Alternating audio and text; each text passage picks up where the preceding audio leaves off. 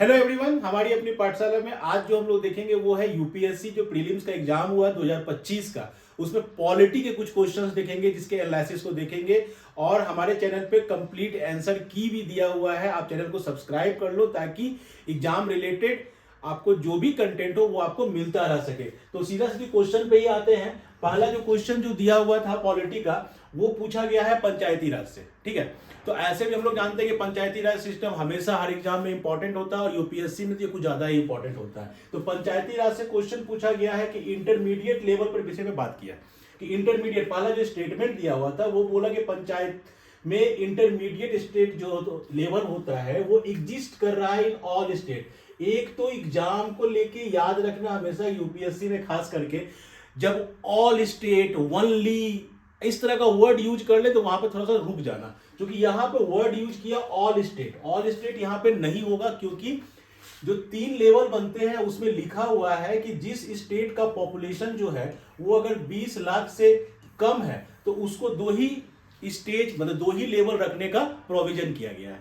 ठीक है, तो आपके पास जैसे सिक्किम का एग्जांपल ले लो, गोवा का एग्जांपल ले लो, अरुणाचल प्रदेश ले लो। ठीक है, यूटी जितने हैं वो वहां पर 2 ही लेवल का होता है, एक ब्लॉक मतलब जो आपका ग्राम पंचायत लेवल और आपका डिस्ट्रिक्ट लेवल पे, बस यही 2 लेवल पे पंचायती राज सिस्टम होता है। तो ऑल स्टेट वर्ड लिखना यहां पर गलत है। सो हम कह सकते हैं कि स्टेटमेंट नंबर 1 आपका गलत दिया हुआ है। दूसरा स्टेटमेंट दिया हुआ था कि अगर उसके मेंबर कोई है to be eligible to be the member of panchayat, ठीक है, at intermediate level a person should attain age of 30 year. 30 year नहीं एज है, वहां पर एज उसका होता है मिनिमम एज जो है वो 21 ईयर्स होता है। ठीक है, यानी कि सेकेंड स्टेटमेंट में भी आपको गलत दिया हुआ है, वहां पर जो मिनिमम एज है पंचायती राज के लिए वो 21 ईयर्स का है। ठीक है, तो ये स्टेटमेंट आपका स्टेटमेंट नंबर 2 भी आपका गलत हो गया। स्टेट नंबर 3 आता है। 3 नंबर पे क्या बोला, the chief minister of a state constitute a commission to review the financial position. ये कॉन्सेप्ट कहां से आ रहा है, ये आ रहा है स्टेट फाइनेंस कमीशन का कॉन्सेप्ट ये पूछा जा रहा है। ठीक है, स्टेट फाइनेंस कमीशन का प्रोविजन किया गया था पंचायती राज में। और इतना तो कॉमन मतलब नॉर्मली भी आप बता सकते हो कि कोई भी कमीशन का जो गठन होता है, जो फॉर्मेशन होता है, वो चीफ मिनिस्टर नहीं करते हैं, वहां के गवर्नर। ठीक है, अगर सेंट्रल लेवल में बात करते हैं तो by the name of president होता है, और अगर स्टेट लेवल में बात करेंगे तो by the name of governor होगा। तो यहां पर ही गवर्नर जो होते हैं वो स्टेट फाइनेंस कमीशन का को कंस्टिट्यूट करते हैं। सो आपका स्टेटमेंट नंबर 3 भी आपका गलत है। तो क्वेश्चन में पूछा गया था कि which of the statements given above are not correct. अच्छा, नॉट करेक्ट ही पूछा गया, तो तीनों गलत ही है।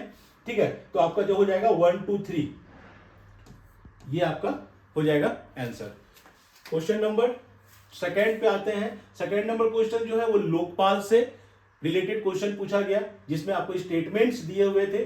The power of Lokpal applies to public servant of India but not to the Indian public servant posted outside. ये क्वेश्चन सिंपल सा पूछ रहा है कि लोकपाल के लिए जो आपका लोकपाल का जो पावर है वो जो व्यक्ति जो पब्लिक सर्वेंट इंडिया में पोस्टेड है उन पर काम कर रहा है, बट ये स्टेटमेंट कहता है कि जो आउटसाइड ऑफ इंडिया है वैसे पब्लिक सर्वेंट पर ये काम नहीं करता है। जबकि लोकपाल का प्रोविजन दोनों के लिए, मतलब वो व्यक्ति जो वैसे पब्लिक सर्वेंट जो इंडिया में पोस्टेड है और वैसे पब्लिक सर्वेंट जो आउटसाइड द इंडिया पोस्टेड है, दोनों पर लोकपाल काम करता है, पावर ऑफ लोकपाल अप्लाई होता है। सो आपका ये है स्टेटमेंट जो है ये यहां से गलत हो गया, क्योंकि यहां पे लिख दिया कि not to the Indian public servant posted outside the India. ठीक है, सेकेंड स्टेटमेंट ऑफ चेयरपर्सन के विषय में बात किया गया। जो चेयरपर्सन होगा वो मेंबर ऑफ पार्लियामेंट नहीं हो सकता है, चलो सही बात है। मेंबर ऑफ लेजिस्लेचर नहीं होगा, ये भी सही बात है।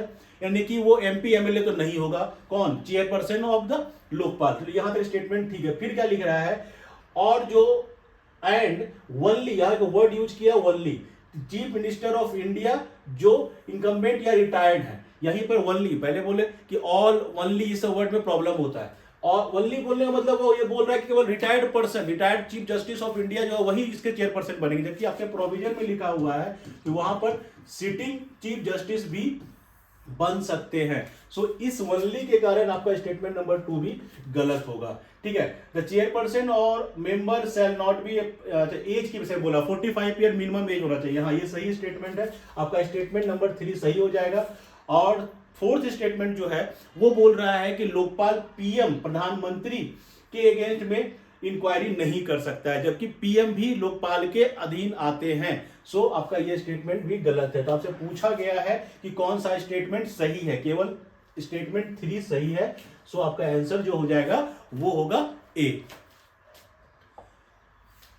फिर नेक्स्ट क्वेश्चन है pardoning power of president of India पर क्वेश्चन आया है। ठीक है, और इस क्वेश्चन को अगर हम लोग समझे तो पहला स्टेटमेंट इसमें जो दिया हुआ है वो बोल रहा है कि the exercise of this power by the president can be subjected to limited judicial review. ये जुडिशियल रिव्यू के अधीन होता है। ऐसा कई सारा केस हो चुका है ऑलरेडी, कई सारा केस हो चुका है। जैसे मारूराम वर्सेज यूनियन ऑफ इंडिया का केस था 1980 का, उसमें भी जुडिशियल रिव्यू हुआ था। सो जुडिशियल रिव्यू होता है, कब होता है? जब ऐसा महसूस होता है कि जो पावर यूज किया गया है प्रेसिडेंट के द्वारा वो मॉडिफाइड है या वो पॉलिटिकली कहीं से वो इफेक्टेड है। इस तरह के केसेज में जुडिशियल रिव्यू वहां पर होता है। सो आपके पास कई केसेज है, आपके पास एग्जांपल है, आप उसको देख सकते हो। तो यहां पर ये बोल रहा है कि the exercise of this power can be subjected, हाँ ये सही है स्टेटमेंट है आपका, ये सब्जेक्टेड टू जुडिशियल रिव्यू होगा।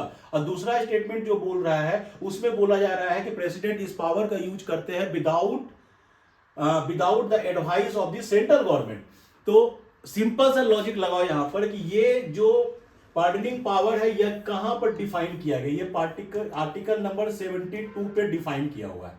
ठीक है, और आर्टिकल नंबर 72 में जितने भी पावर दिए गए हैं प्रेसिडेंट को, सभी पावर में है कि उसको with the advice of central government है, मतलब सेंट्रल काउंसिल ऑफ मिनिस्टर के एडवाइस से ही वो प्रेसिडेंट उस पावर का यूज कर सकते हैं। बट आपका स्टेटमेंट बोलता है कि प्रेसिडेंट को यहां पर सेंट्रल गवर्नमेंट के एडवाइस की जरूरत नहीं है। तो आपका स्टेटमेंट नंबर 2 क्या होगा? गलत होगा। आपसे पूछा गया था कि कौन सा स्टेटमेंट सही है, तो सही केवल कौन सा है? 1 नंबर स्टेटमेंट आपका सही, यानी ऑप्शन जो ए होगा वो आपका सही हो जाएगा। नेक्स्ट क्वेश्चन देखते हैं। नेक्स्ट क्वेश्चन जो आया पॉलिटी का वो आया स्पीकर से, लोकसभा के स्पीकर पर क्वेश्चन पूछा गया है। ठीक है, फेमस टॉपिक है, कई सारे इस पर क्लासेज हो चुके हैं। आप अगर क्लास देखोगे तो ये सारे क्वेश्चन, इस तरह के क्वेश्चन ऑलरेडी वहां पर आए हुए हैं।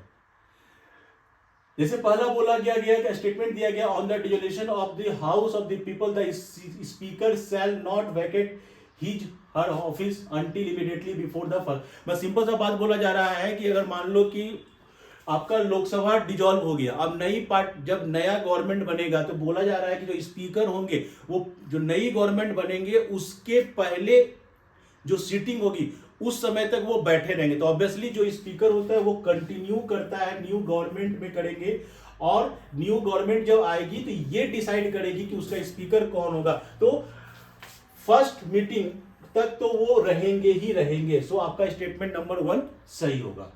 फिर दूसरा स्टेटमेंट बोला जा रहा है कि जिस पॉलिटिकल पार्टी से वो चुनकर आते हैं, ठीक है, जो स्पीकर होते हैं वो किसी न किसी पॉलिटिकल पार्टी के ही होते हैं, तो जब वो स्पीकर के पद पर चुने गए तो उनको अपने पॉलिटिकल पार्टी को रिजाइन करना होता है। तो ये प्रोविजन इंडिया में नहीं है, ये प्रोविजन यूके में है। ठीक है, इंडिया में जो स्पीकर होते हैं वो अपने पॉलिटिकल पार्टी को कंटिन्यू रखते हैं, बट अपने पद पर जब वो बैठते हैं तो वो न्यूट्रलाइज रहते हैं, वो न्यूट्रल होकर काम करते हैं, वो पॉलिटिकल पार्टी के एजेंट के रूप में काम नहीं करते हैं। लेकिन उनको यहाँ पे रिजाइन करने का कोई प्रोविजन इंडिया में एटलीस्ट नहीं है। सो आपका स्टेटमेंट नंबर 2 जो होगा वो गलत हो जाएगा। तीसरा स्टेटमेंट जो है बोला है स्पीकर ऑफ द हाउस में बी रिमूव बाय द, और उनको हटाने का प्रोसेस क्या है? वो क्या करना होगा कि मेजोरिटी से आपका मेंबर ऑफ हाउस होगा। हाँ, ये आपका स्टेटमेंट सही दिया हुआ है, ये आपको बता ही दिया गया है क्लियरली कि किस प्रोविजन के तहत 14 दिन के पहले आप 14 दिन का नोटिस देते हुए आपको एक रेजुलेशन लाना पड़ेगा, उसमें राज्यसभा का कोई रोल नहीं होगा, और इस प्रकार से आप स्पीकर को उनके पद से हटा सकते हैं। तो क्वेश्चन पूछा गया था विच आर करेक्ट, तो ऐसे तो क्लियर हो जाता था। 2 नंबर आपका स्टेटमेंट जो है वो तो गलत ही था। तो 2 वाला तो ऐसे भी काट दो, आप 2 वाला काट दो तो आपको ऐसे भी ऑप्शन मिल रहा है 1 और C। मतलब हम केवल एक स्टेटमेंट को अगर क्लियर कर लिए कि 2 नंबर स्टेटमेंट मेरा गलत है, तो आपका automatically option A, option B और ऑप्शन डी तीनों इलिमिनेट हो जा रहा है। बच कौन रहा था? Option C. तो आपका आंसर हो जाएगा 1 और 3 जो था स्टेटमेंट वो सही था। अगला क्वेश्चन जो लिया गया है वो लिया गया है, state government have no power for making rule for grant of concession extraction of minor mineral. ये आपका एक क्वेश्चन दिया हुआ है जिसका आंसर तो चलो ए ही होगा, इसको तो देखना है, ये तो क्लियर क्वेश्चन स्टेटमेंट पे था। नेक्स्ट क्वेश्चन जो आया है वो आया है पॉलिटी का ऑर्डिनेंस से, जो हम लोग सभी पढ़ते आ रहे हैं। ऑर्डिनेंस से रिलेटेड क्वेश्चन आया, और ऑर्डिनेंस हम लोग का सबका फेवरेट टॉपिक रहता है। ऑर्डिनेंस हम लोग जानते हैं कि जब लोकसभा या राज्यसभा आपका सेशन में नहीं हो और उस समय गवर्नमेंट को ऐसा महसूस होता हो कि हमें एक रूल लाना है, तो उस कंडीशन में से गवर्नमेंट जो है ऑर्डिनेंस ले आती है और उसको 6 महीना के अंदर फिर उसको लोकसभा राज्यसभा में रखकर उसको एक्ट के रूप में कन्वर्ट करना पड़ता है। चलो ये प्रोविजन है। तो हमें यह क्वेश्चन स्टेटमेंट दिया हुआ, पहला स्टेटमेंट दिया हुआ था कि an ordinance can amend any central act, ये किसी भी सेंट्रल एक्ट को अमेंड कर सकता है। बट यहां पर कहीं पे ये क्लियर नहीं किया गया है कि ये ऑर्डिनेंस किसका है, सेंट्रल गवर्नमेंट का है कि स्टेट गवर्नमेंट का है। चलो इसको हम लोग समझते हैं, जो भी हो। अगला स्टेटमेंट देखते हैं, an ordinance can abridge fundamental right. बस यहीं पर आपका ऑप्शन क्लियर कर दिया कि फंडामेंटल राइट को ऑर्डिनेंस खत्म कर सकता है। आर्टिकल 13 सबसे पहला लाइन जो आपका फंडामेंटल लाइन पढ़ते हैं, फंडामेंटल राइट, तो 12 से शुरू है, 13 में आपका क्या कहता है कि कोई भी एक्ट, कोई भी लॉ, कोई भी रूल अगर फंडामेंटल राइट को खत्म करने की कोशिश करेगा तो वो जो भी एक्ट, लॉ, रूल जो भी होगा वो नल एंड वॉइड हो जाएगा। तो ऑर्डिनेंस भी तो एक लॉ होता है, तो क्या ऑर्डिनेंस फंडामेंटल राइट को खत्म कर सकता है? ऑब्वियसली ये नहीं कर सकता है। ये स्टेटमेंट तो आपका 100% गलत है। अगर 2 को हम इलिमिनेट भी करें तो यहां भी 2 दिया हुआ था, करेक्ट पूछा गया तो ये गलत होगा, यहां 2 दिया हुआ है ये भी गलत होगा, यहां भी 2 दिया हुआ है ये भी गलत होगा। तो आपका आंसर सी हो गया, ऐसे ही क्लियर हो गया। बट नेक्स्ट स्टेटमेंट पढ़ लेते हैं, an ordinance can come into effect from backdate. हाँ, बैकडेट से आता है ऑर्डिनेंस, ये स्टेटमेंट सही है। और यहां पर इस ऑप्शन को देख के हम कह सकते हैं कि यूपीएससी ने क्वेश्चन सेंट्रल गवर्नमेंट को, मतलब सेंट्रल गवर्नमेंट के लिए पूछा है, तो हम कह सकते हैं कि जो सेंट्रल गवर्नमेंट का ऑर्डिनेंस होगा वो अमेंड कर सकता है सेंट्रल एक्ट को, क्योंकि स्टेट गवर्नमेंट का ऑर्डिनेंस के पास पावर नहीं होगा कि वो सेंट्रल गवर्नमेंट के एक्ट को अमेंड कर दे। तो ऑब्वियसली ये ऑर्डिनेंस कहीं ना कहीं सेंट्रल गवर्नमेंट के द्वारा लाया गया है, इसी पर यह बात किया गया, तो यहां पर लिखा नहीं गया था। ठीक है, तो ऑप्शन स्टेटमेंट 2 को इलिमिनेट करते ही हमारा सही आंसर भी मिल जा रहा है। तो ये काफी इजी क्वेश्चन है। नेक्स्ट क्वेश्चन जो है वो और आसान क्वेश्चन पूछा गया, रेफरेंस टू इंडियन, मतलब आपको बताना है भाई कि यहाँ पे कॉन्स्टिट्यूशन ऑफ इंडिया में इसकी प्रोविजन, मतलब हम लोग नॉर्मली पढ़ते हैं कि कौन कॉन्स्टिट्यूशनल बॉडी है, कौन नॉन कॉन्स्टिट्यूशनल बॉडी है, कौन स्टेचुरी है, कौन आपका एडवाइजरी बॉडी है, नॉर्मल काउंसिल। यहाँ तो सिंपल सा क्वेश्चन पूछ दिया गया है कि inter state council, national security council और जोनल काउंसिल। ठीक है, जोनल काउंसिल की ही बात करें, जोनल काउंसिल क्या है? एडवाइजरी बॉडी है। इसका कॉन्स्टिट्यूशन में कहीं पे कोई प्रोविजन नहीं है। एडवाइजरी बॉडी किसका है? स्टेट रीऑर्गेनाइजेशन एक्ट जो आया था 1956 वाला, उसका है। ठीक है, तो ये तो नहीं है भाई। नेशनल सिक्योरिटी काउंसिल नहीं है एडवाइजरी, मतलब पीएम के एग्जीक्यूटिव बॉडी है, मतलब पीएम अपने काम को करने के लिए इसका गठन करते हैं। इसका कॉन्स्टिट्यूशन में कहीं पर कोई जिक्र नहीं है, एक ही केवल है इंटर स्टेट काउंसिल, ये आपके कॉन्स्टिट्यूशन में प्रोविजन दिया हुआ है, आर्टिकल 263 होगा। तो आपका पूछा जा रहा है कि इसमें से कितने, तो ओनली 1 होगा, एक, केवल एक ही है जो कॉन्स्टिट्यूशनली आपका जिसका प्रोविजन दिया हुआ है। नेक्स्ट क्वेश्चन आते हैं, आपका प्रोविजन दिया हुआ है कॉन्स्टिट्यूशन का और कहां है लिखा हुआ ये बताया गया है, और आपको बताना है कि कितने सही हैं। मतलब directive principle of state policy से क्वेश्चन है, फंडामेंटल ड्यूटी से है, फंडामेंटल राइट से है, तो इस तो ना क्वेश्चन का लेवल पॉलिटी में यहां पर तो कह सकते हैं कि बहुत सिंपल सा क्वेश्चन पूछा गया, मतलब स्कोर आप ले सकते हो। जैसे separation of judiciary from executive, हाँ ये directive principle of state policy में लिखा हुआ है, आर्टिकल नंबर 50 में ये लिखा हुआ है, तो ये स्टेटमेंट तो सही है। चलो फिर बोला गया preserving the rich heritage of our composite culture, ये कहां पर है? फंडामेंटल ड्यूटी, आर्टिकल 51A, यानी ये फंडामेंटल ड्यूटी में, ये भी सही है। और provision of employment of children below age 14, ये फंडामेंटल राइट में है आर्टिकल 24 फंडामेंटल राइट में, ये भी सही मैच है। तो पूछा जा रहा है कितने सही मैच है, तीनों के तीनों सही मैच है, ऑल ऑफ दी 3 इसका आंसर होगा।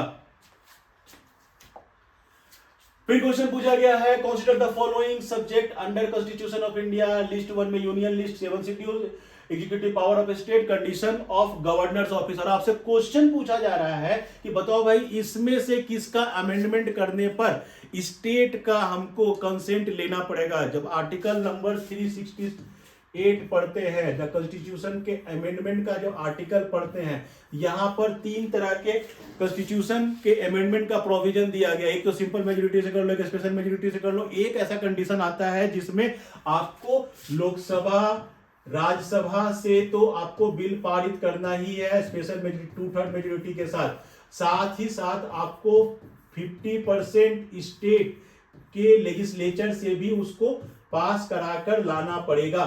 ये कंडीशन कब आता था? ये कंडीशन सिंपल सा लॉजिक था वहां पर। ये कंडीशन तब आएगा जब आप कॉन्स्टिट्यूशन के फेडरल स्ट्रक्चर में चेंज लाना चाहोगे।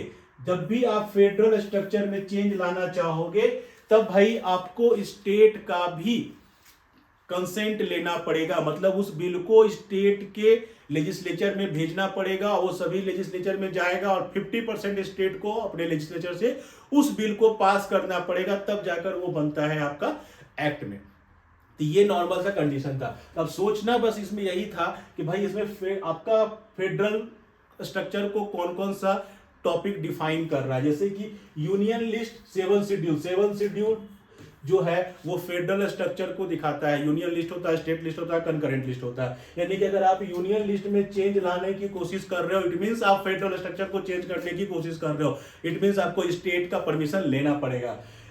Extent of executive power of the state, obvious बात है कि आप ये फेडरल स्ट्रक्चर की बात कर रहे हो कि स्टेट के पावर को अगर हम कट कर दे तो फेडरल स्ट्रक्चर ऑब्वियसली चेंज होगा, यानी ये भी आपका सही है। लेकिन अगला है condition of the governor office. Governor के ऑफिस को फेडरल स्ट्रक्चर से कोई लेना देना नहीं है, गवर्नर को यहाँ पर कोई रोल नहीं होगा, तो ये आपका नहीं होगा। यानी आप कह सकते हो 1 और 2 ओनली, यानी आपका आंसर जो होगा वो होगा ए।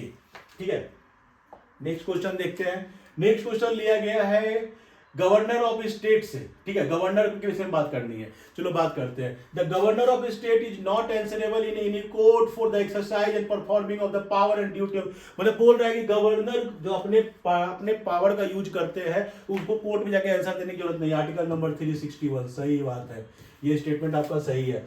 No criminal proceeding shall be institute continued against the governor during. हाँ, वहां पे जब तक वो अपने पद पर है वहां पर कोई क्रिमिनल प्रोसीडिंग उन पर नहीं चल सकता है, ये आपका स्टेटमेंट सही है। Member of the state legislature are not liable to any proceeding in any court respect anything said. अपने हाउस में वो जो भी कहे उसके लिए वो कोर्ट में आप उनको घसीट नहीं सकते। मतलब कोई एमपी एमएलए अपने सदन में कुछ बोले उसको लेके, उस स्टेटमेंट को लेके आप उनको कोर्ट में नहीं आ सकते हो। तो जो आपका आंसर होगा वो तीनों का तीनों आपका स्टेटमेंट क्या होगा, सही होगा। यानी 1 2 3 करेक्ट पूछा गया था, ऑप्शन हो जाएगा आपका आंसर डी। चलो, ये था पॉलिटी का क्वेश्चन। इस तरह से आपको सभी टॉपिक बाय टॉपिक और इस क्वेश्चन के साथ साथ जो टॉपिक डील यहाँ पे किए गए हैं, ठीक है, जो टॉपिक से क्वेश्चन आया है उस टॉपिक को पूरी तरह से एक्सप्लेन भी किया गया हमारे चैनल के द्वारा। तो चैनल को सब्सक्राइब जरूर कर लेना, हमारे साथ बने रहो।